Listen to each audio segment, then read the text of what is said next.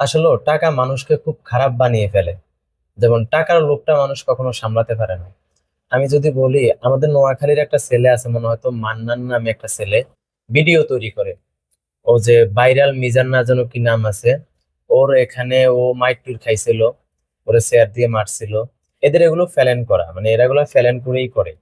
এই যে ভিউ বাড়ানোর জন্য মানুষ যা করে, আসলে হলো যে একটা কথা বললাম যে মানুষ টাকার লোভে অনেক কিছু করে, অনেক কিছু করে ফেলতে পারে। লোভ জিনিসটা মানুষ সামলাতে পারে না। আমি আজকে কয়েকটা দিন এই বিষয়টা দেখলাম, এই ছেলেটা এত বেশি মানে ইয়া করতেছে, এত কান্নাকাটি করতেছে সে, এবং মেডিকেলে যাচ্ছে, সবাইরা হাত দেখাইতেছে, মানে বিভিন্ন ধরনের, মানে একেবারে বাজে, মানে এতটা নিচে নামতে পারে একটা মানুষ টাকার জন্য।